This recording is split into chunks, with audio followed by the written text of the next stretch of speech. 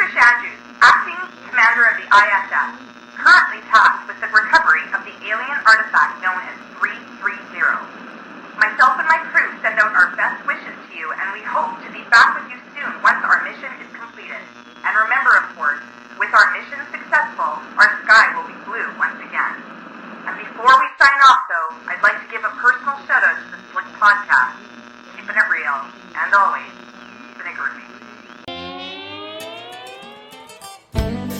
You have tuned in for a Slick Podcast. I'm here to seek the truth. Live from Scotland around the UK. The one and only Slick Podcast. Enjoy the show. Can I ask important questions? No matter how bizarre the truth might be. Tune in for Slick Podcast, keeping it real, keeping it groovy. Good evening, good morning, good afternoon, or a very good day to you when and wherever you're listening from, and a very warm welcome to the show.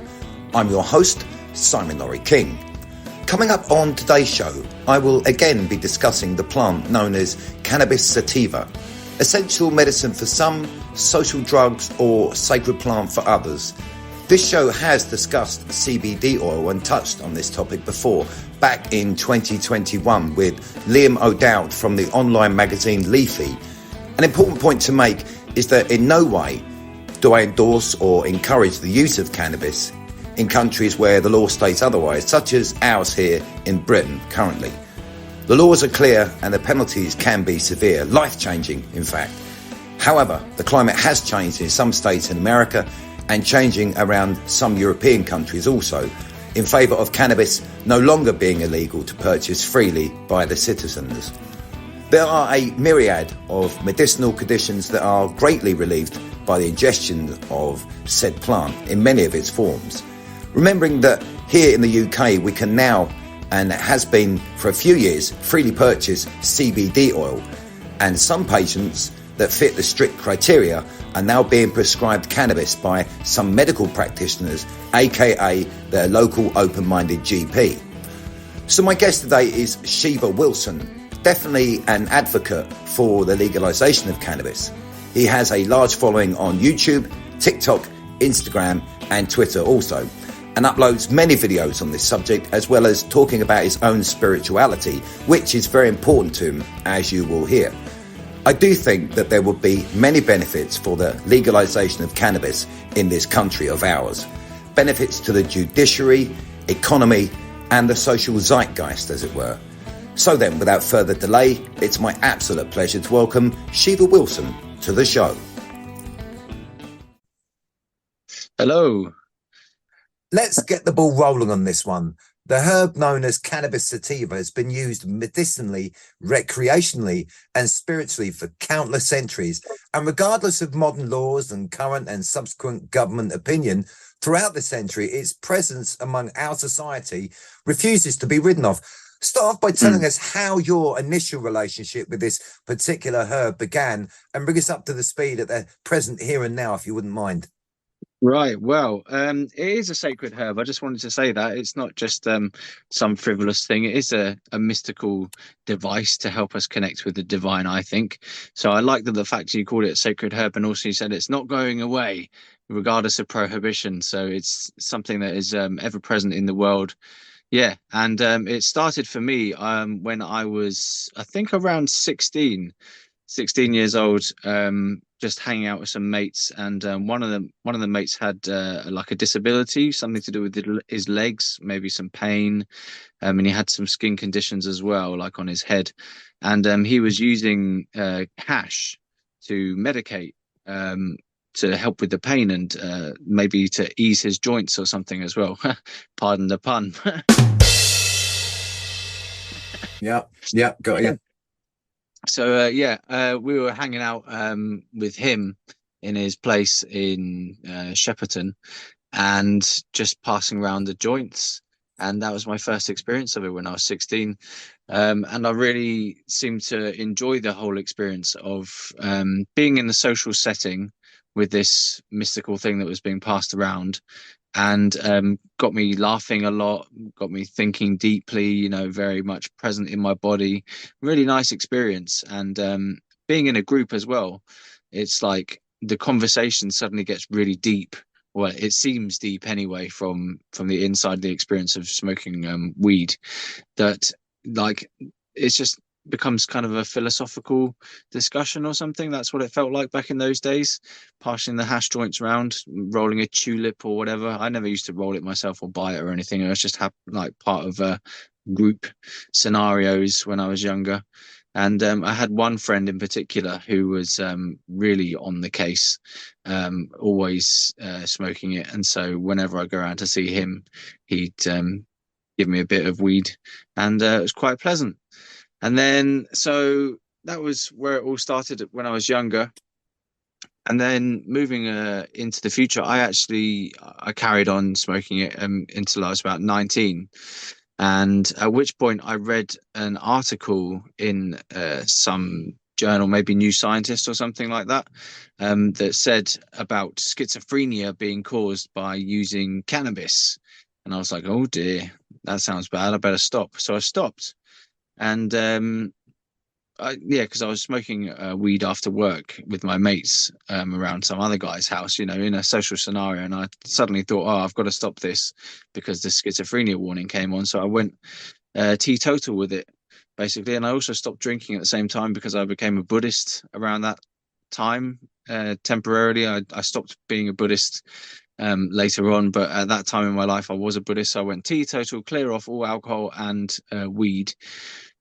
And then about 2 years later, when I was 21, I developed psychosis after having been teetotal. So I'm not sure that it was to do with the weed. I mean, it could have been to do with having smoked it quite young.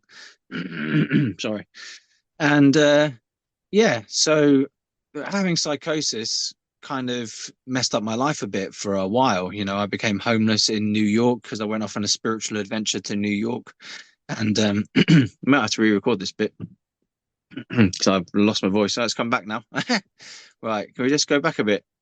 You carry on. It's fine. You haven't spotted it at all. You're keeping it real. Okay. You just Okay, let cool. me ask a question, because quite early on, Yeah, sure. you were saying we started taking it and we were passing around this mystic joint. That language right there, so you decided early on this was something else. So you would have got drunk like I had before with the boys. It has its moments, but it's really not useful at all. But using language like you just did now, we're passing around this mystic thing.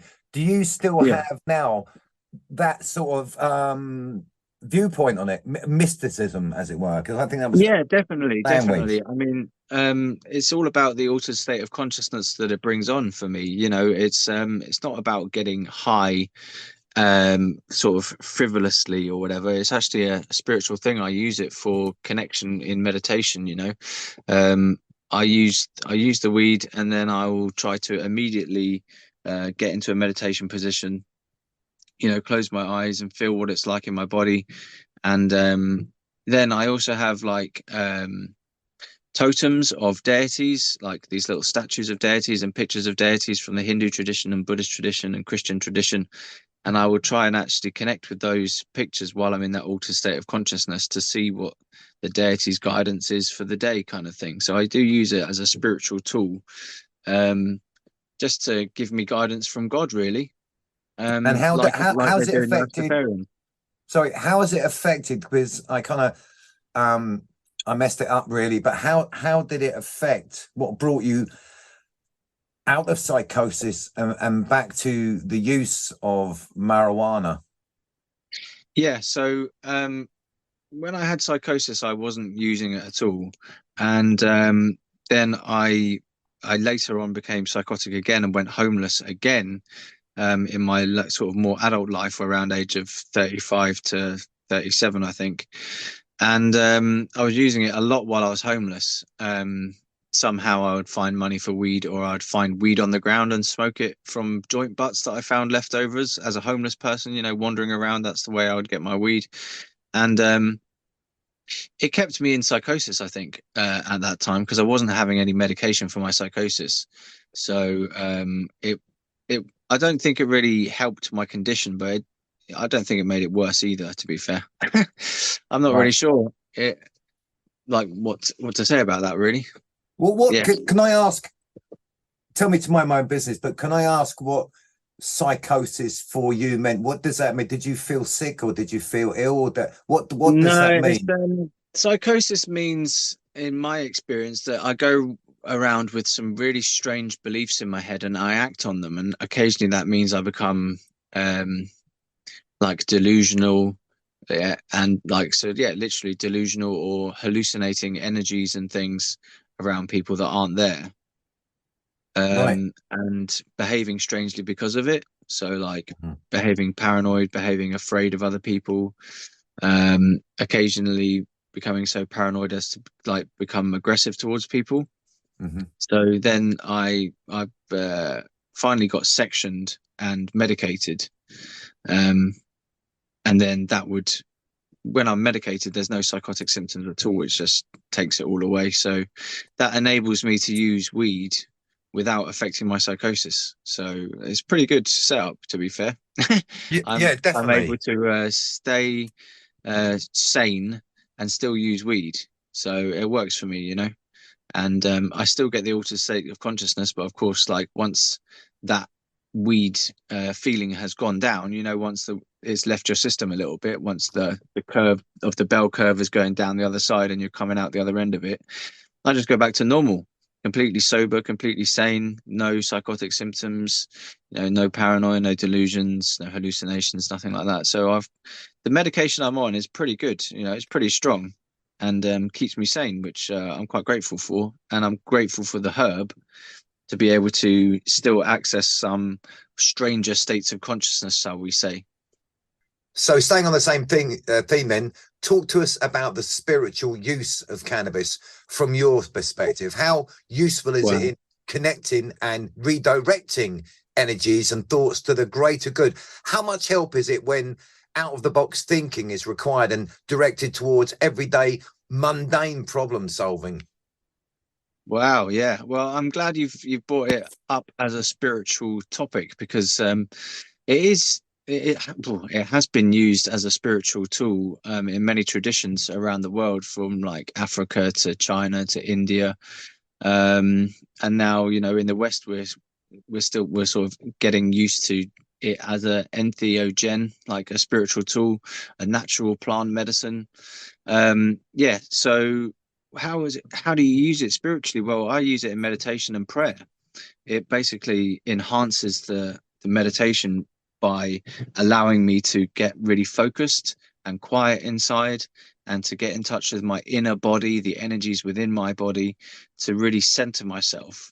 And that's a valuable thing to experience, to be centered and relaxed and yet focused at the same time in the meditation, and to be able then to think about your life and things you want to do, and creative ideas can emerge during meditation as well.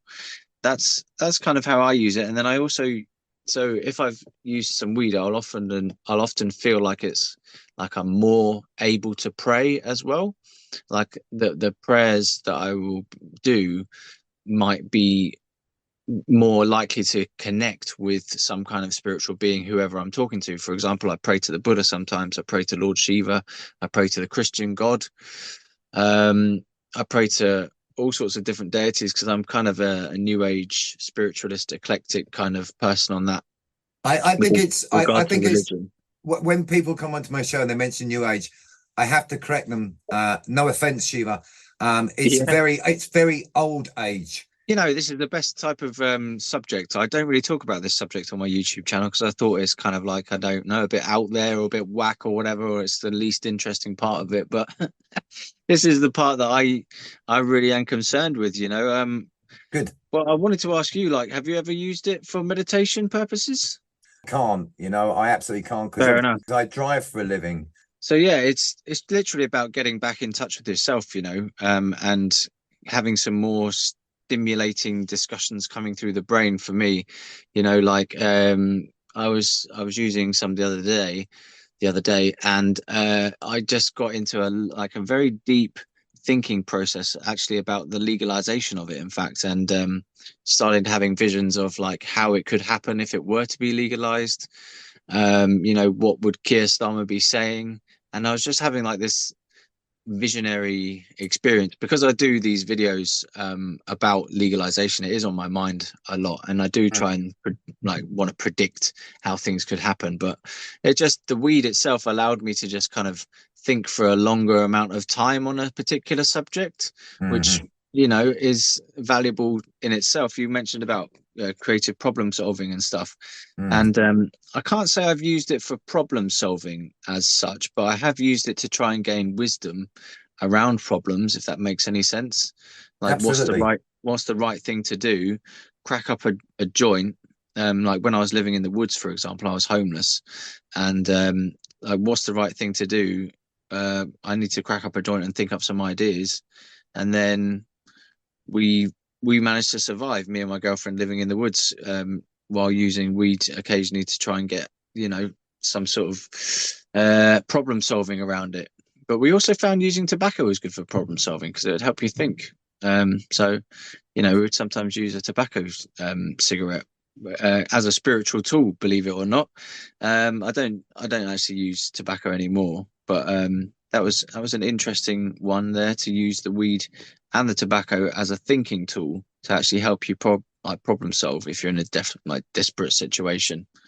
Are you a person of faith? I think you are. That you've definitely covered that. That is to say, do you see something much bigger in the universe than I refer to as the great all and everything? In other words, the creative hand. Right. Yeah. No. Well. So yeah. I don't know if I'm a person. Yeah, I'm a person of faith, but I don't have a specific faith.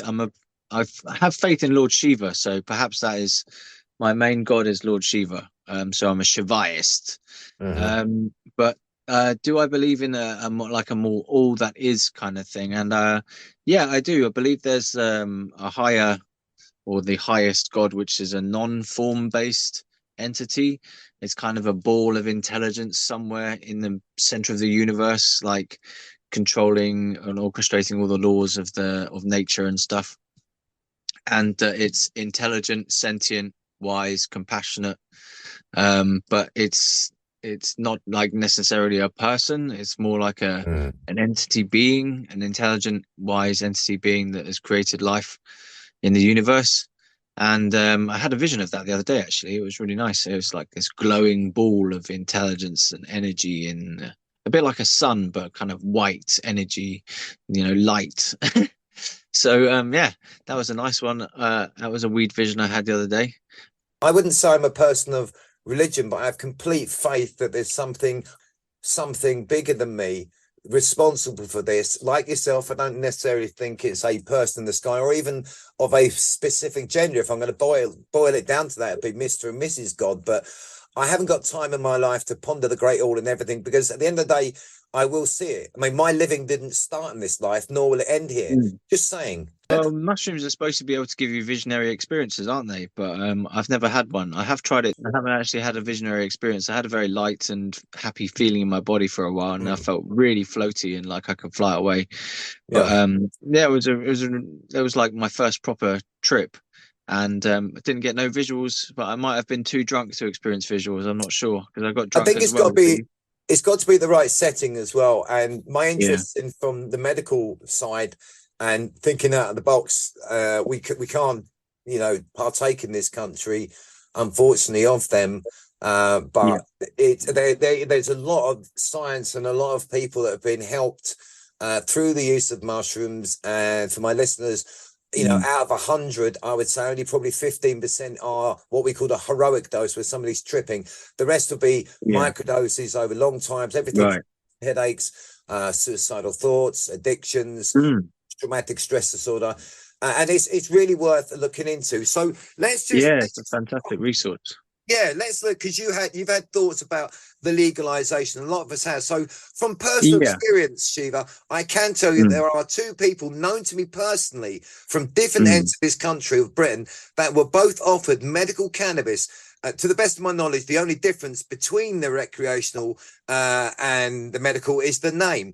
I recently learned that Italy has greatly relaxed its laws and allows its citizens to be able to purchase it in the many shops now being run. These are two significant changes across Europe, both medically in this country and obviously legally in Italy. Could you see a change in Britain's legislation of cannabis in the UK soon? Talk to me about that. Right. Well, I didn't know about the Italy thing. I thought that Italy was having trouble with trying to ban CBD. And that was the thing I heard about Italy. I didn't know that they've relaxed their laws in Italy. They've relaxed their laws in Spain, the Netherlands, Germany have recently done a legalization in Germany, like where they've decriminalized it up to 50 grams at home. That you can grow 3 plants at home in Germany, per person, per household, something like that. Yeah, and then obviously you've got the states in America that have done it. There's like 24 states in America. There's Canada as well have done it. Uruguay, South Africa, loads of countries, you know. So I think there is a trend that is happening around the world at the moment to reconsider the drug laws, and with a focus around cannabis, because it's one of the, well, it's not one of the most, it is the most popular illicit drug out of all of them, higher than cocaine and ecstasy and you know, mushrooms and stuff like that. It's the most popular drug. So I think that they've realized that a lot of countries, they want to try and tackle the black market as an idea and stop the associated crimes that go on with regard to the black market, gangs, drug dealing, you know, money laundering, human trafficking, all these sorts of things that are associated with weed grows and dealing drug gangs. The countries who have legalized it have seen that and wanted to actually take the power out of the hands of these criminal gangs, give it back to the government, and make it legal and a new industry and a taxable commodity. So yeah, that would be a real cash cow, because in Lockerbie there was for a time at the chemist they sold CBD oil, which is really great. I use CBD oil all the time. My dog uses CBD oil. My wife uses it, never as a crutch, more of a band-aid, right? More of a band-aid. So that's how I use it. CBD gummies and this, that, and the other. That's where we are at the moment. People seem to think that, you know, if you take CBD oil, you're going to be like shooting up heroin tomorrow. Right, We've got to stop this sort of, you know, it's a massively powerful medicine. So CBD oil for end of life treatment, like my father-in-law, God bless his soul, he was going through chemotherapy, he had terminal cancer, and we got him CBD oil because it helps with the debilitating effects of poisoning the body, and it helped. Medical cannabis is a fantastic resource. You know, it can treat so many different conditions, and that's got THC in it, and obviously that's been legalized in for your listeners. I don't know if they know this, it's been legal in this country since 2018 November. Literally, it's the 6th anniversary of it today. It's the 1st of November today, right? Yep. So it's the 6th anniversary of medical cannabis being legalized, and that treats so many different conditions, both physical and mental, you know, like PTSD, ADHD, depression, anxiety, Crohn's syndrome, Parkinson's, you know, chronic fatigue, pain, all sorts of different conditions it can treat. And that's I mean, that all comes from one plant, you know. That's something to be said about that plant that can do all that, help relieve pain and symptoms for so many different conditions. Is I don't know what to say about it, but it's God's given gift. Cool. I read an article, it's on the internet, so it must be true, right? I saw this article where Henry Ford had made a car from a composite based on hemp and ran the car on hemp oil. Right, yeah. Have you heard that one? Yeah. That was amazing. Well, I know that you can make stuff out of hemp, and they've all sorts of things can be done with hemp, like rope, paper, hempcrete. It's a type of like concrete made of hemp, fabrics, all sorts of stuff, you know. Yeah. And I'm going to find that article and I'm going to put a hyperlink. I'll send it to you, but I'm going to put it on the show notes for today, because this is a subject that keeps giving, right? Yeah, this plant is nuts, mate. It's full of, it just gives out of itself, you know. It's like some kind of nature's bounty, this plant. How should we approach hemp? I wouldn't encourage anyone to break the law. I wouldn't encourage anyone to break the law. If you absolutely desperately have to use weed, that how would you approach it? Well, you know, if you can, I would say try to get medical cannabis in the first instance, because there are so many different conditions that are available for you, that are eligible for it, sorry. And there's lots of different products available to treat those conditions. So if you have a condition, a medical condition that you've already tried 2 different treatments for, and you haven't had psychosis in the past, you could be eligible for medical cannabis. Look at that. I'm an advert for it right there. Advertise it to medical first, obviously, because that's legal, and it's very good quality by what I've seen, because my girlfriend's a patient and she uses the medical cannabis stuff. I have to go black market for mine. But yeah, how should it be approached? Well, it should be approached with responsible, like, consumption in mind, moderation in mind. You know, you don't want to get too trashed all the time on it, because that could lead to dependency or at the worst, addiction. And if you're getting blasted all the time and you're a young person, that could lead to psychosis. You know, apparently it's all to do with being having like your brain still developing when you're younger, and if you use weed too young, it can impact on the brain's development, they say. So yeah, if you're young, stay away from it until you're like 21 or so. And even later in life, if you're really cautious, you should stay away from it until you're like 30. Someone said to me on my channel recently, you should stay away from it until you're 30. So yeah, responsible and with some respect and reverence, I would say. And if you're approaching weed for the first time, my goodness, you're going to be have to be careful with how much you take as well, because if you take too much, you might have an unpleasant experience, and I wouldn't want to taint weed for you by having an unpleasant experience. So you might have to use some CBD or heaven forbid some tobacco in your joint on your first one, because it will blow you away, man. It'll blast your mind open, and you might have a negative experience on it. So yeah, approach with caution basically, and respect for the law as well, because if you're going to do it, you've got to realize you could be putting yourself in jeopardy if you're walking around in town smoking your first spliff all proud and there, you know. So be discreet about it, and be sensible that there are still police forces who are punitive about this, but there are police forces who don't give a damn about it anymore, as I've understood from doing this channel on YouTube. I found out loads of people have just said to me, "Oh, I can walk past the police; they don't give a damn about it anymore." And it's been decriminalized, sort of not subconsciously, but de facto, they say, meaning like just it has been randomly decriminalized by police forces from the police commissioners and stuff like that in certain places in the country. So yeah, but be respectful to it still. You know, don't go flaunting it around. We will be right back after this message. Hi, I'm Jazz from CarolonBuckets.com. Here at Carolon Buckets, we have an extensive range of sleek, stylish, functional, and of course, sexy 21st century buckets that carry and contain in a high-tech and user-friendly way that will definitely suit your modern lifestyle bucket needs. For the upwardly mobile, whether a business mogul or student, rest assured all of our cutting-edge buckets come with USB ports and are of course Bluetooth enabled.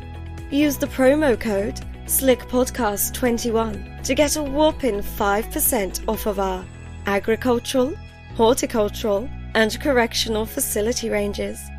CarolonBuckets.com. When it comes to buckets, others just pale in comparison. Carolon, we have a handle on it. Sleep Podcast. The Sleep Podcast. Yeah, it's a Sleep Podcast. Truly unforgettable topic. This is Sleep Podcast. What are some of the other benefits we could see here in Britain because of such a change in legislation? Yeah, well, there's lots of benefits to legalizing cannabis. The main one for the government's perspective is the tax that it can bring in.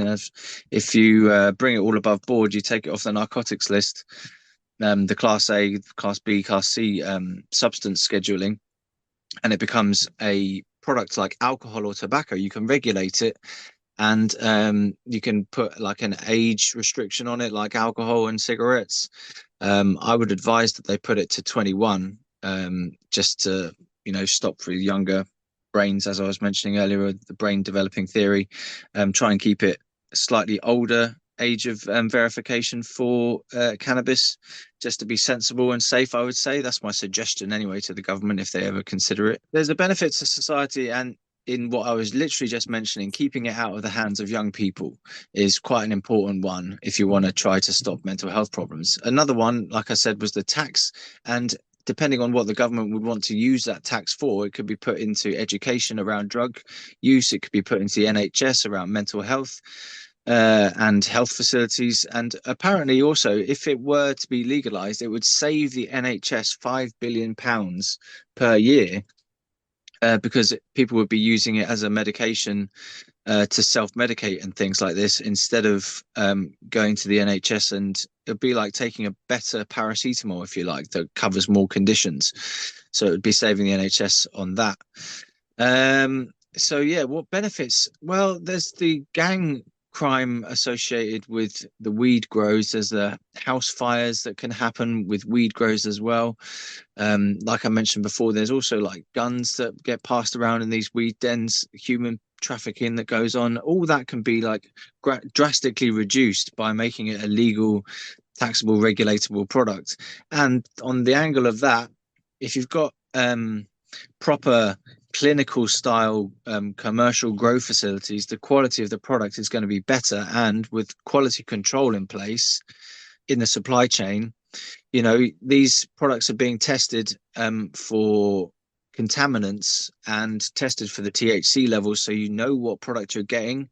It's a safer product, and you will be able to get like proper information around that product. It's not just some dodgy thing sprayed with pesticides, contaminated with heavy metals, it's got mold and E. coli in it from your street dealer. So yeah, there's benefits to the actual consumer in having it legal as well. As in, the person who wants to use weed is going to have a better deal for sure. Obviously, it frees up prison spaces as well.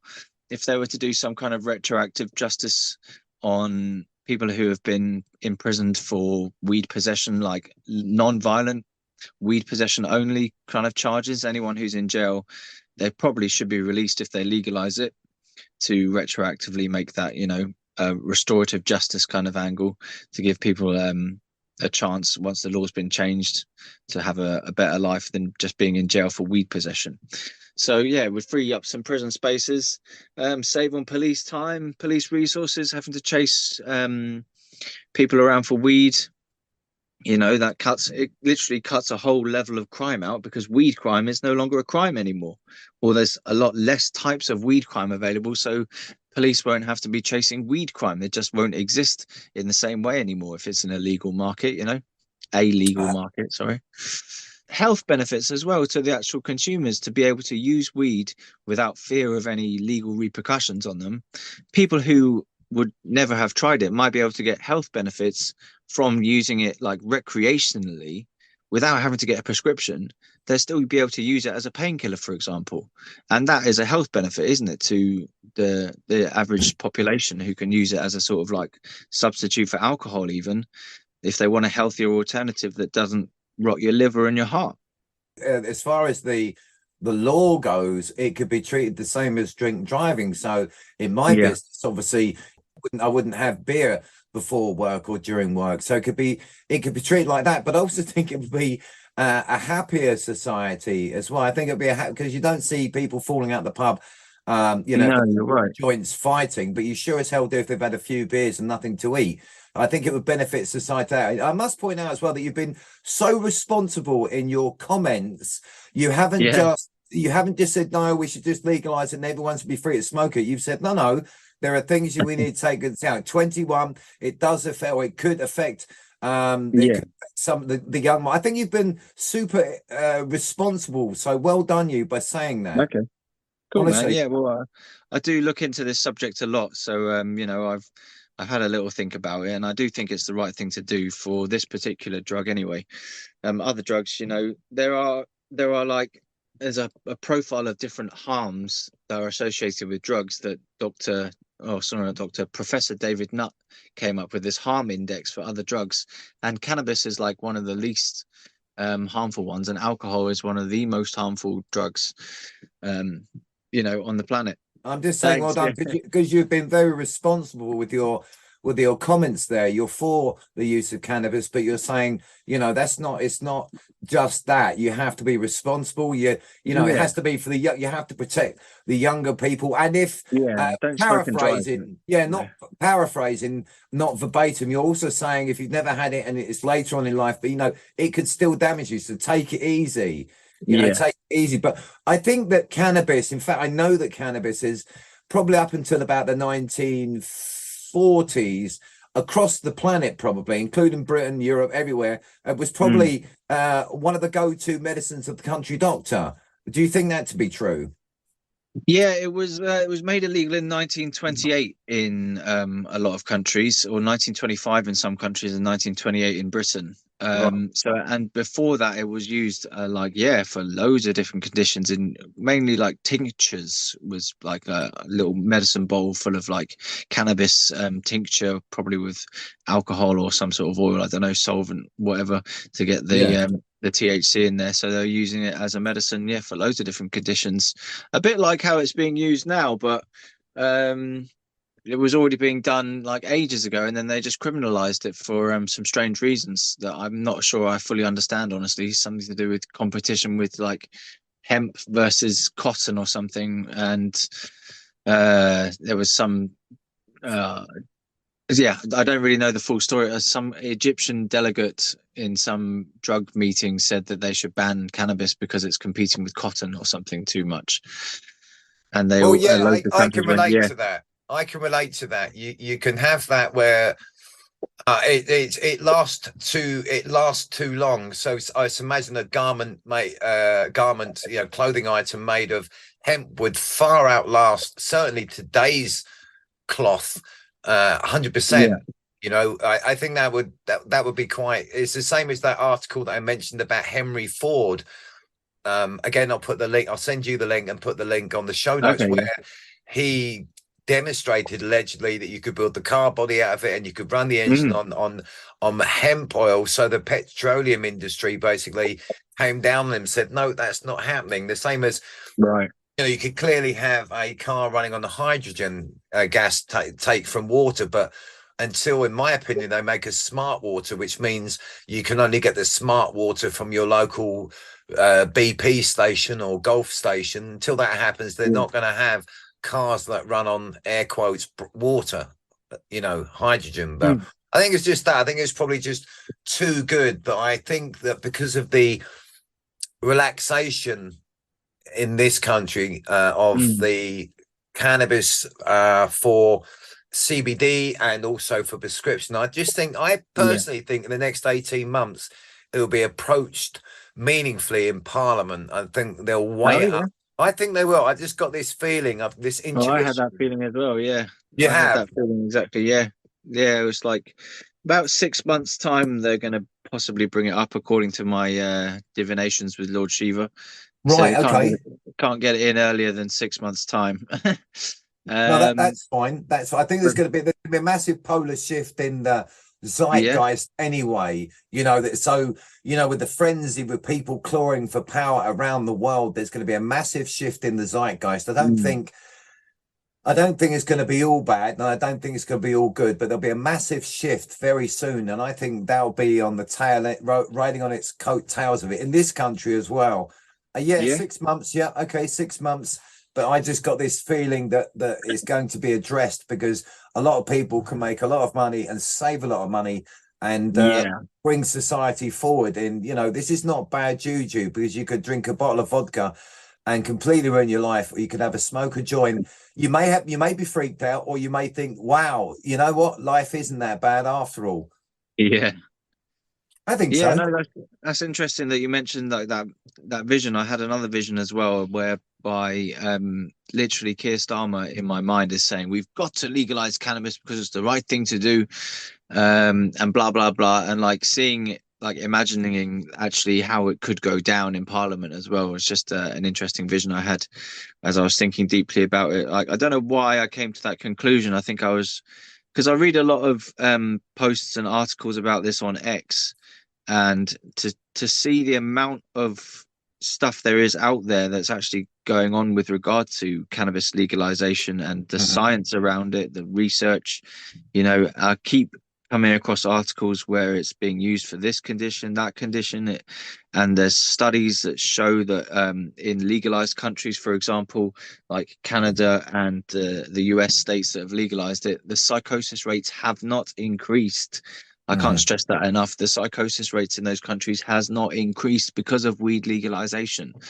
Like I said, no statistically significant increase in psychosis rates to do with the laws around recreational or medicational weed in, those territories.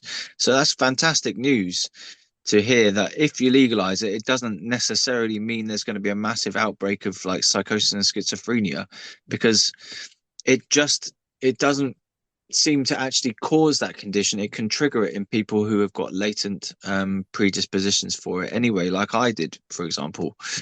So yeah, and you did the right thing. You stopped smoking it. Exactly. You're just like, oh well, it's not like, oh, I'm going to try and paste over the cracks. You did exactly the responsible thing and stop smoking it. I'll also throw this into the mix. Tell me about this, Shiva. So about untested technology. So obviously cannabis, a lot of people know a lot about it, like yourself, and it's been around for thousands of years. But then you have something like vaping. Somebody brings that out. Okay, then we just it'll go worldwide. They surely haven't done the testing on that. But people vape. But then you have cannabis. Like, no, you can't have that. Yeah, but it's natural. No. It doesn't make any sense to me. Doesn't make any sense, at all. None. Especially when if I stand next to somebody at smoking show, I'll smoke a cigarette, and you smell this fruity, sick smell. What are you smoking there? I go, oh, it's blueberry. I said, don't you want a cigarette? He goes, oh, I've given up. I said, yeah, but in place of what? What are you doing? Right. Just talk to me about that bit. Talk to me about that. Yeah. Well, I mean, I actually use a vape because I gave up tobacco, but I see what you're saying, that maybe there isn't very much scientific testing on the long-term effects of vaping, like on the lungs and stuff. But I was willing to kill myself slowly with tobacco, so I'm willing to kill myself slowly with the vape because I enjoy it. Well, okay, they're horses for courses, but it was just putting it out there, because you don't know what chemicals are in that. And I don't really necessarily know what's in tobacco. There could be all sorts of things, but and it was just a case of that's been legal, and it's like people have an air freshener. Oh, it smells pine fresh. I guarantee you, there's no pine in that. Whatever you're smelling isn't pine. It's just something I thought. Go on. I mean, I've looked at the addiction potential for alcohol, tobacco, and cannabis, and it turns out that alcohol and tobacco are both more addictive than cannabis. I didn't realize that alcohol would be so addictive, but I guess it is. I mean, even in my own life, I suppose I'm subtly addicted to alcohol because I do use it on a weekly basis, kind of thing. So that. I think a lot of people do. I do. Yeah. I'm not an alcoholic in terms of like using every day, all day, or whatever, or on the hard drink all the time sort of thing. But I think I must be subtly addicted to alcohol. And obviously I'm definitely nicotine addicted. But maybe less so with the cannabis, because I can quite happily go for weeks without it when I just don't feel like it. I want to have a tolerance break or whatever. And I'll just go for weeks or even a month or so without it. And fine. And it's then the same just as go back to it because I like it, sort of thing. Yeah, so it's mobile phones, televisions, laptops, anything with unnatural light. That is everybody is addicted to that. Everybody when I wake up in the morning, I look at my phone for no reason whatsoever. No one's called me, no one's texted me. So then I'll go deeper into it. I'll go on TikTok, and no, So that's massively addictive, and I guarantee there's been no research on that. How, and I could tell you it's massively life changing. You know, but all of these mobile phones. So by letting cannabis, let people make the choice themselves.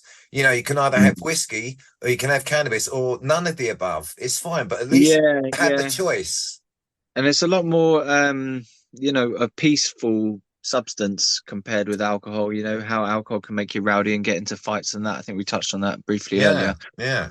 I mean, they'd say, like, I've seen a meme that says something like, if you get four guys drinking together, they'll start a fight. If you get four guys smoking together cannabis, they'll start a band.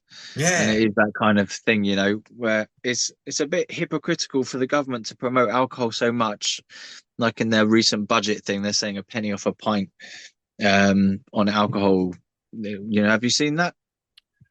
No, I haven't seen the budget because I know that it'll never ever. The government are boasting that they've made cheaper pints by 1p, and so it's like a bit odd that they're promoting alcohol so much, and yet there's cannabis there, which doesn't make you start fights and get rowdy and you know, beat your wife up or whatever, and they keep it illegal. So it's really odd, and it's like the alcohol causes death by overdose. If you overdose on alcohol, you die. But you can't really overdose on cannabis to the point of death. There's been like no recorded deaths from cannabis overdose in history. And it's only incidental deaths, like, for example, if you get into an accident because you're too stoned, for example. Exactly.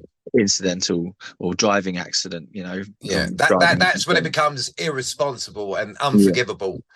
You know, we got to make that point complete. And I suspect there have been a lot of thinkers through society, you know, ages past, that have used cannabis to help them think outside the box, either works of art or songs or poems or other ideas. I'm sure there'll be lots of people that have used their, you know, children's stories and things like that. Alice in Wonderland, maybe. I can't see how that could have been, you know, just, you know, Sunday afternoon, I think I write a story. That must have been something else.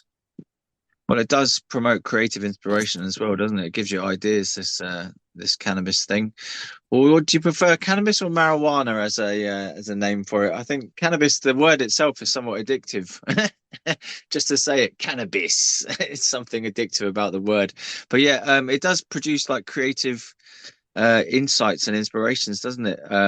Lots of authors and artists and musicians use it and find that they get, like, their music comes to them when they're stoned, and then they write it down or play it out on the guitar, and then, you know, it's just something about the actual substance itself gets your creative juices going. I don't know why that is, actually. Well, I don't think they've done much studying into it, but it's more like you just know that about about cannabis, is that it gives you some creative juices flowing. It's like, I don't know if they have done any studies, you know, about that. They should do, though. How does cannabis? Yogis in India, you know, the guys with like the long dreads, and they basically like live on the streets and this, that, and the other. They're holy men. They're holy men, but you know, they've got massive joints going on, massive, huge chillums. I think it's called. Chillums, the pipe thing. Yeah, just massive, just copious amounts of it, and I mean, there's, I mean, that, you know, that obviously helps them, and just looking at it, think, wow, you know, I want to make a joke of it, but it's disrespectful, but I didn't mean that in that way, you know, so I just thought, no, don't run your mouth about it, Simon. It was just, you know, you got the Rastafarians that obviously it's part of their faith as well, you know, it's part of their faith, and I just think society would be far better off if it was legalized, and we can, you know, it's not a dirty thing. We have to be responsible about it. You know, it's a lot better than alcohol, and it's a lot better than, you know, eating at fast food restaurants, poisoning yourself slowly and becoming fatter and fatter. And then you're just, you know, because you don't have to suddenly start taking up smoking. If they legalize it, you could have gummy bears, you could have also, edibles, talk to us. Edibles, oils, space cakes. You could, obviously, there's different ways of, you can vape it in like a THC vape cartridge oil type thing. Use it in a bong, which takes some of the smoking, some filters the smoke a little bit. with the water in a bong. But yeah, there's rosin as well. There's loads of different types of products, hash that have been made around cannabis. The different ways of consuming it. You can make it into like mix it into yogurt. You know, there's lots of different ways of consuming the substance that you don't have to use smoking as a device the whole time. Dry herb vaporizer. Did I mention that one? Yeah, Where no, go on. you vaporize it in a special device that produces a vapor. So you put the flower in a little chamber and turn it on, heats up the stuff, doesn't burn it, vaporizes it, and just gets the vapor out, and you suck it up through a straw sort of thing, or out of a bag, like a sack. There's this vaporizer called the Volcano, and it fills up a bag full of the vapor, and you suck it out of the bag, like that. So there's lots of different ways of doing it that don't necessarily promote smoking.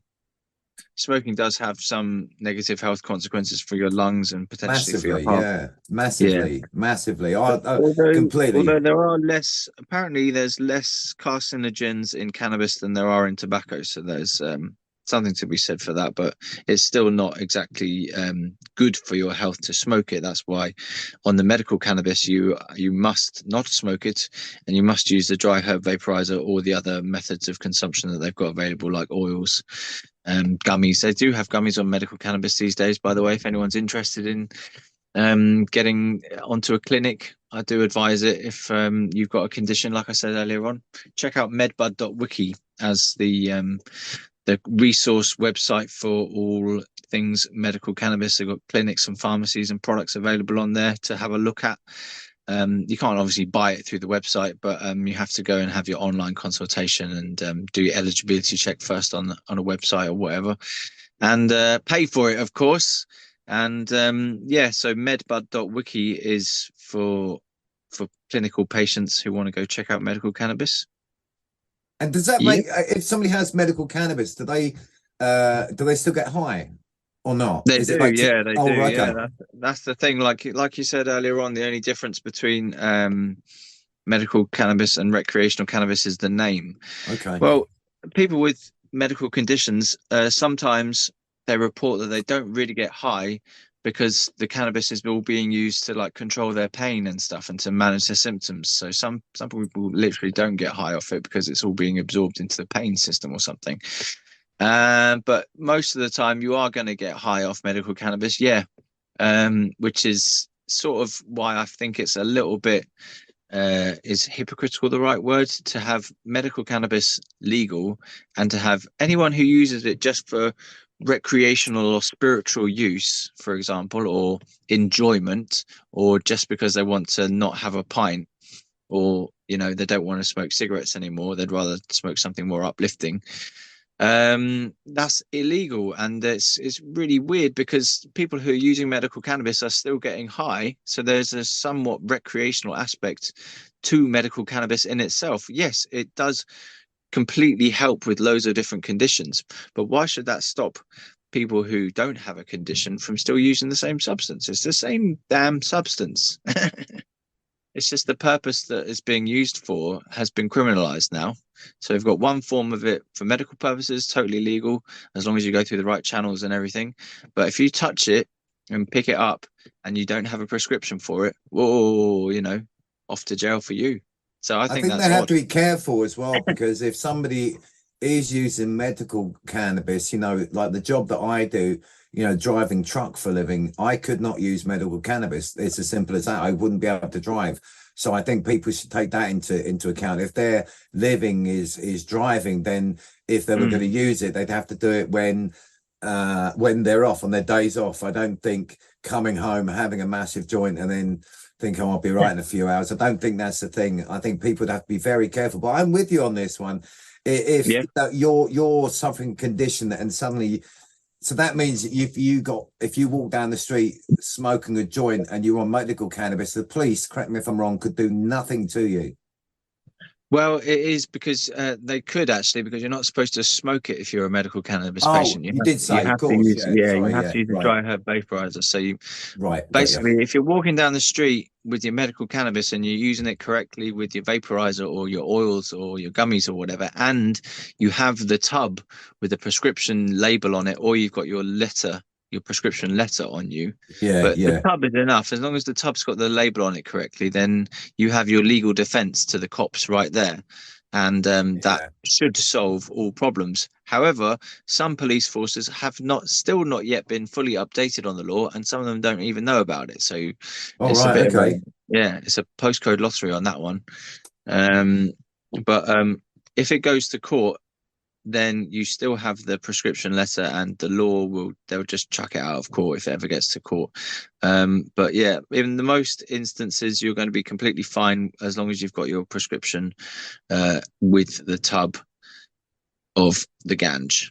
So do you pay just a normal prescription charge for it, or are you paying above and beyond for as far as you know, that is?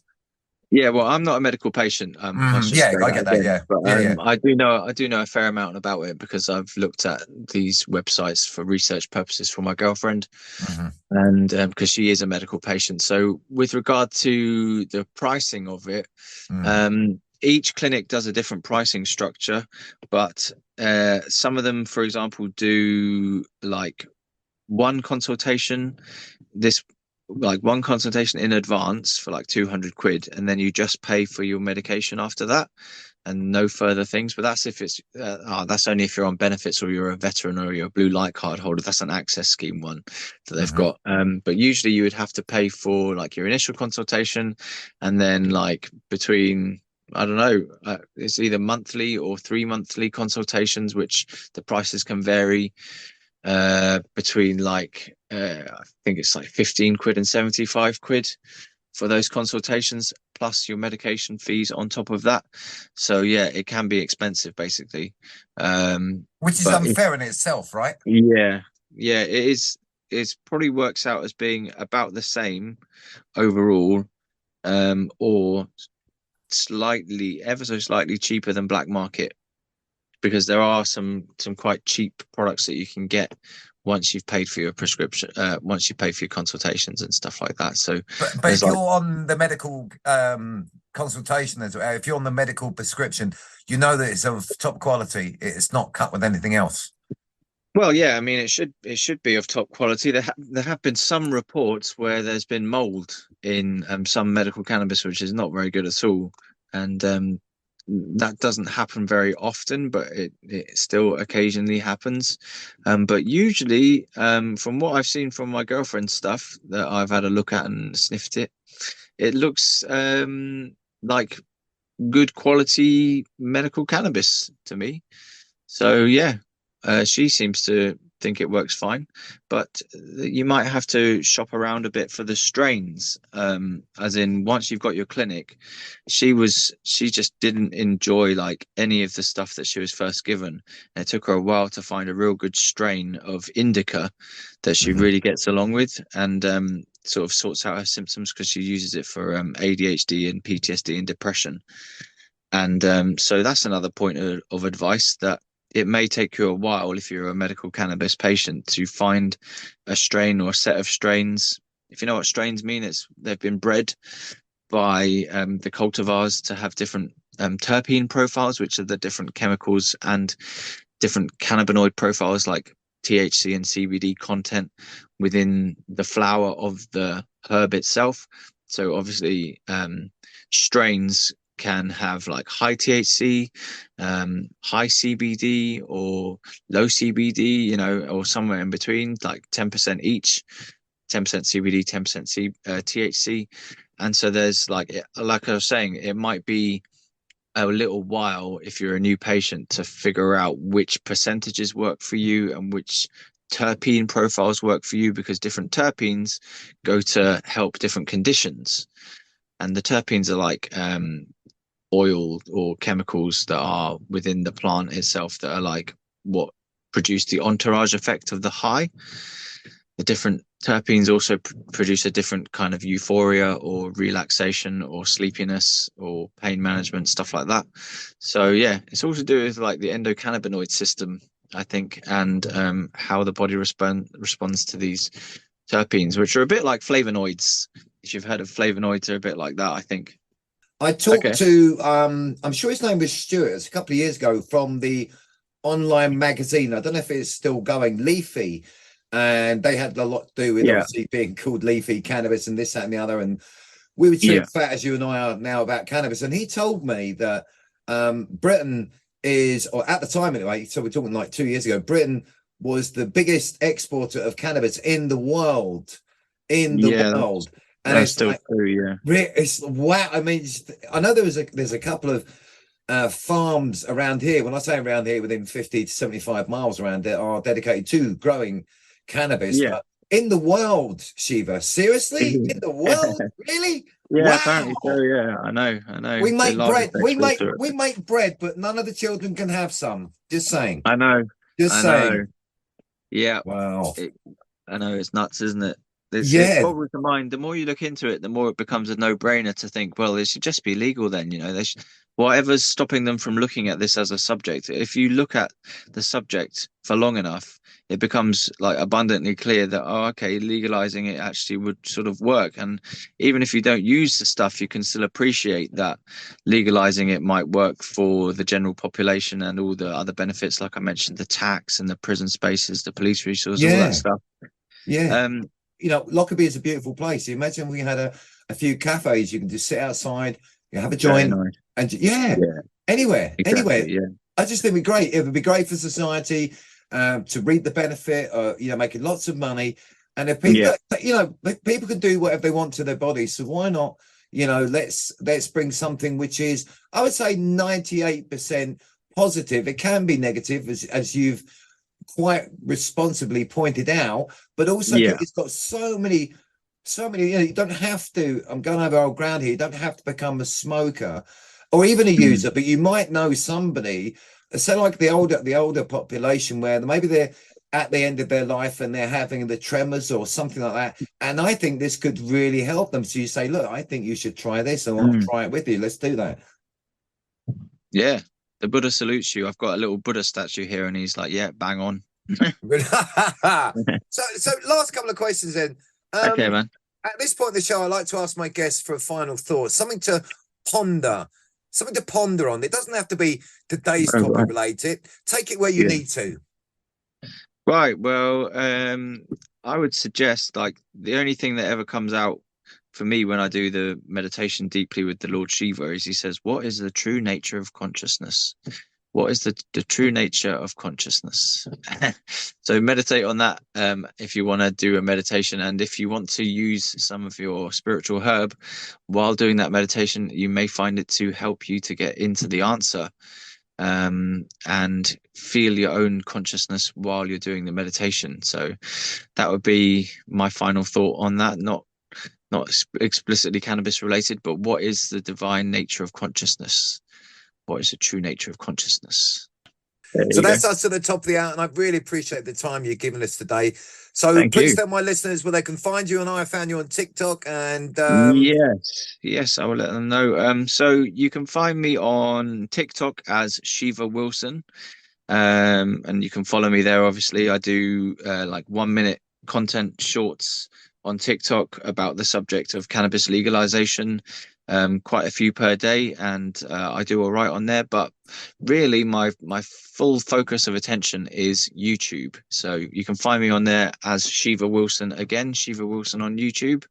And if you put in legalized cannabis UK, you might find me as well. So I've got loads of shorts, and I do long form videos on YouTube as well, because TikTok's got some restrictions on what you can and can't say on long form videos, and it won't let me upload my longer form videos on TikTok. So I do those on YouTube, and they come out twice a week. They're about 3 to 5 to 10 minutes long, and they cover a wide range of subjects mainly to do with cannabis legalization, but they do it in lots of variety of ways. And I use ChatGPT to help me create scripts and then read them out. And it's very interesting stuff to do with drug laws and seeing cannabis from different perspectives, talking to different deities about cannabis, all sorts of different things. And like on the YouTube, Shiva Wilson on YouTube, I do shorts every day between 1 and 10, because my final point is my campaign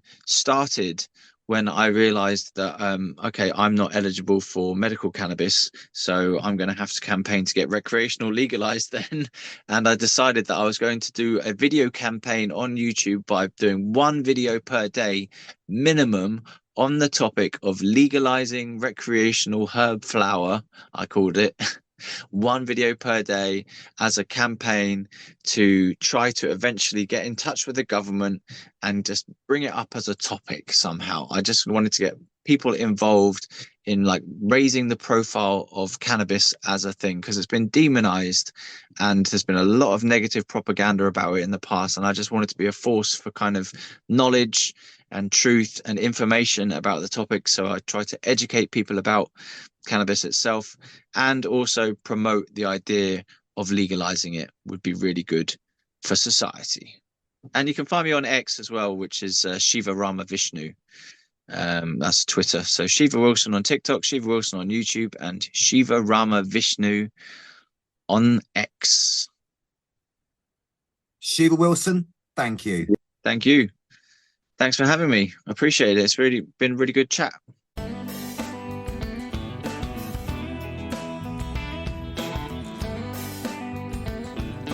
And that was the Shiva Wilson interview, discussing cannabis, its many facets, its uses, and how we could maybe benefit as a society in this country if it was legalised. I really enjoyed this discussion today, but firstly, let me put it out there again that in no way do I endorse the illegal acquisition or the partaking of cannabis in this country or any other that prohibits its use by the government and law enforcement agencies. I do, however, think that a meaningful change in the law here in Britain concerning cannabis should change for the common good. If it was so wicked and derogatory to one's health, then I'm sure the medical community would absolutely not prescribe it for certain conditions. I'll also add that Shiva's attitude towards this substance was very responsible. Here's just a little clip of that attitude. If you're young, stay away from it until you're like 21 or so. And even later in life, if you're really cautious, you should stay away from it until you're like 30. Someone said to me on my channel recently, you should stay away from it until you're 30. So yeah, responsible and with some respect and reverence, I would say. And if you're approaching weed for the first time, my goodness, you're going to be have to be careful with how much you take as well, because if you take too much, you might have an unpleasant experience. I'll also add that the taking of any substance which would impair your ability to react as you would normally is irresponsible. So the smoking of cannabis, the drinking of alcohol, or any substance like that, while you're responsible for other people's lives, whether you're on the road or you're doing a meaningful job, is unacceptable. Just keep that one in mind. And another thought as well, remember the partaking of cannabis is not just for the sake of annoying people, not just for us working class. I guarantee that this reaches up to the higher echelons of our society. The kings and the queens of the world partake of this substance, down to us and everybody in between. That's worth remembering as well.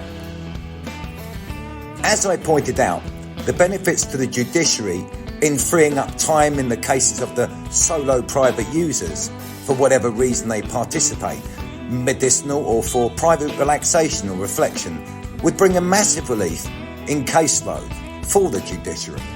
The advantage to the national and local economies in taxes, revenue, and not forgetting jobs. And let's not also forget our society. If those two are in full swing, our society will become better. Every little helps, right? To say nothing of the other uses of hemp in general. FYI, the link to the article on Henry Ford and his hemp composite car body and biofuel derived from this plant is in the link below. Take a look, it's definitely food for thought. On this important issue, I think we the people should decide, and not just a single person who may be under pressure by forces unseen by ourselves. This could be lobbyists from, big pharmaceutical companies and the Leviathan petroleum companies who support the former, also, as in Big Pharma. If all the things in the world we have access to that could and certainly do harm us, in my opinion, cannabis is way down on the list. No one's stopping the average person in the street eating poor quality food, constantly washed down with acidic soft drinks containing stomach-destroying chemicals and give no sustenance or hydration. Then there is alcohol, source of many a disastrous consequence. Again, this is from my perspective, my opinion. The legalisation of cannabis in this country will be more positive than negative. Responsibility, of course, has to be practiced. Don't take up the debilitating effects of smoking just to try this herb if it was to become legal. Or you could go to Amsterdam. And certainly don't force it on others, aka peer pressure. But I think if war is very much in vogue these days, then why not, in the words of John Lennon, give peace a chance? Anywho, I'd like to thank you, my dear listeners, for taking the time and joining us here today. It's greatly appreciated. Check out the links to Shiva Wilson's various channels below. Also, if you enjoyed the show, give it a like, leave a comment below, or send the show an email, theslkpodcast@gmail.com. But either way, please, keep them kind. And so, my friends, it's time for me to go. Until next time, stay safe, be happy, and certainly not afraid. Bye.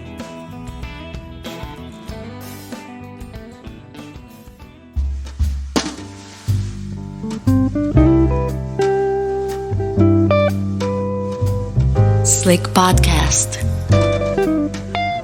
Keeping it real and always keeping it groovy.